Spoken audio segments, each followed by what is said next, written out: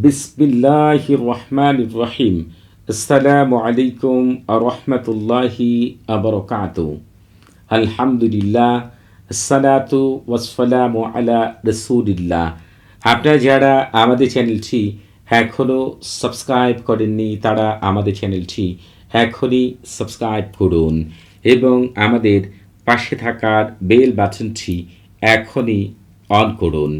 আজকে আমি আপনাদের মাঝে হাজির হয়েছি মাত্র এক রাতের আমল দ্বারা স্বামীকে সারা জীবনের জন্য বাধ্য বশ প্রেমে পাগল করার 100% পরীক্ষিত সেরা শক্তিশালী বিশেষ একটি আমল নিয়ে। ঠিক একইভাবে আমল করে স্ত্রীকেও সারা জীবনের জন্য আপনি বাধ্য এবং বশ করতে পারবেন, প্রেমে পাগল রাখতে পারবেন। এই আমলটি যখন আমার কাছে বিশেষ জায়গার মধ্যে ছিলাম, যখন এই আমলটি আমার কাছে বর্ণনা করা হয়, দুইটি নিয়ম আমার কাছে বর্ণনা করা হয়। একটি নিয়ম আমি কখনোই আপনাদের কাছে বলতে পারবো না। কেন বলতে পারবো না সেটি আমি আপনাদের কাছে বলবো না। তবে এটি মনে রাখবেন না, আপনারা আবার এটি মনে করতে পারেন যে আমি কোনো কিছু রেখে বলছি না। ওই নিয়মটি আপনাদের কাছে বলাই যাবে না। এই কথাটি বললে আপনারা অন্যভাবে মনে করবেন, এর জন্য আমি কথাটি বলবো না। তবে দ্বিতীয় নিয়মটি আমি আপনাদের কাছে প্রকাশ করব ইনশাআল্লাহ।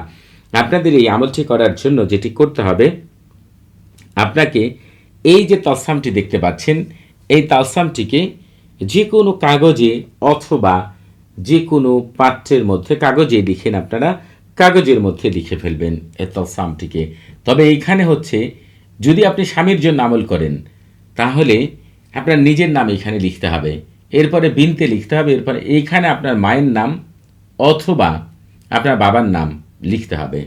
যদি আপনি স্ত্রীর জন্য আমল করেন তাহলে এখানে আপনার স্ত্রীর নাম, এখানে হচ্ছে আপনার নাম, স্ত্রীর জন্য করলে আপনার নাম, তারপরে ইবনে, এখানে বিনতে উঠে গিয়ে ইবনে হবে। এই স্থানটিতে আপনার বাবা অথবা মায়ের নাম। অর্থাৎ আপনারা এক কথায় বুঝে নেন, যার জন্য আপনি আমল করবেন, অর্থাৎ আপনি যদি নিজে আমল করেন আপনার নিজের নামই এখানে হবে। কেন এটা হবে সেটার ব্যাখ্যাটা আমি পরে দিব। আপনাদেরকে হচ্ছে, আপনাদের যারা আমল করবেন তাদের নিজের নামই এখানে হবে। আপনারা হচ্ছে এইভাবে নাম লেখার পরে যেটি করবেন সেটি হচ্ছে, আগে থেকে একদমে ছোট্ট একটি কবুতরের বাচ্চা বাজার থেকে কিনে আনতে হবে।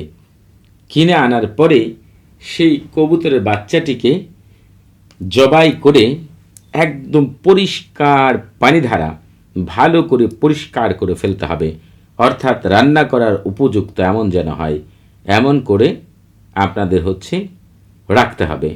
রাখার পরে এই কাগজের মধ্যে সেই কবুতরের বাচ্চার অংশটি অথবা বাচ্চাটিকে আপনার হচ্ছে কাগজ দ্বারা যেখানে তালসাম লিখেছেন সেটাতে ভালো করে পেঁচাতে হবে। পেঁচানোর পরে আপনার ঘরের কোথাও সেটিকে রেখে দিতে হবে। যদি স্বামী স্ত্রী আপনার হচ্ছে একসাথে থাকেন, চেষ্টা করবেন ওই রাতে নিজেরা সহবাস করার জন্য। যদি কোনো কারণে দূরে থাকে তাহলে হচ্ছে আপনারা এই আমলটি করতে পারবেন না, অন্য আমল করতে হবে। অর্থাৎ এটি কাছে থাকলে স্বামী স্ত্রীকে সারা জীবনে বাধ্য করার জন্য এই আমলটি করতে পারবেন। দূরের জন্য, অনেক দূর থেকে স্বামীকে বাধ্য বশ প্রেমে পাগল করার অনেক আমল আমার চ্যানেল দেওয়া আছে, সেগুলো আপনারা করে নিতে পারবেন। আপনারা যেটি করতে হবে, এই যে দেখেন এখানে আমি একটু চিহ্ন দিয়ে পার্থক্য দেখে দেওয়া, অর্থাৎ এই পর্যন্ত লিখতে হবে, এখানে ফাঁকা করে আবার এইখান থেকে তালসামটি লিখতে হবে। আপনারা এইভাবে তালসামটি লেখার পরে আপনারা হচ্ছে এই যে কবুতরের বাচ্চাটি হচ্ছে এই যে তালসামের মধ্যে পেঁচাবেন, রাত্রে রেখে দিবেন। যদি কোনো কারণে মনে করেন সেটি নষ্ট হয়ে যেতে পারে, পরবর্তীতে আপনি ফ্রিজিং করতে পারেন। 2-3 ঘন্টা এভাবে ঘরের ভিতরে রাখার পরে আপনি সেটিকে আবার ফ্রিজিং করতে পারেন। তবে ওই রাত্রে আপনারা চেষ্টা করবেন স্বামী স্ত্রী সহবাস করার জন্য। এরপরে সকালে উঠে আপনি যেটি করবেন, এই যে কবুতরের বাচ্চাটি রয়েছে এটিকে ঘিতে এমনভাবে ভাজবেন যাতে করে সেটি বাদামি রং হয়ে যায়, বাদামি কালার হয়ে যায় এই ঘি। তারপরে সেটিকে স্বামীকে খাইয়ে দিবেন। আমি গ্যারান্টিতে আপনাদের বলতে দিলাম যে ওই স্বামী সারা জীবনে কোনো দিন ওই স্ত্রীর অবাধ্য হবে না, সারা জীবনের জন্য প্রেমে পাগল থাকবে। আরেকটি নিয়ম সম্পর্কে আপনাদের বলতে পারলাম না, মাফ করবেন। তবে আপনারা এই নিয়মে করে দেখবেন, 100% কামিয়াব হবেন। তবে আপনারা এই আমলটি করার আগে একটি আমল করার জন্য 10টি নিয়ম, তার প্রেম মহব্বতের ক্ষেত্রে নির্দিষ্ট কিছু দিন এবং আমল করার 4টি শর্ত যদি মেনে আমল করেন, এত ফলাফল পাবেন যে জীবনে কোনোদিন কেউ জাদু কুফুরি বাঞ্ছনা করেও নষ্ট করতে পারবে না, সাথে সাথেই ফলাফল পেয়ে যাবেন ইনশাআল্লাহ। এই আমলটি করার আগে অবশ্যই আপনারা এজাজত নিয়ে আমল করবেন।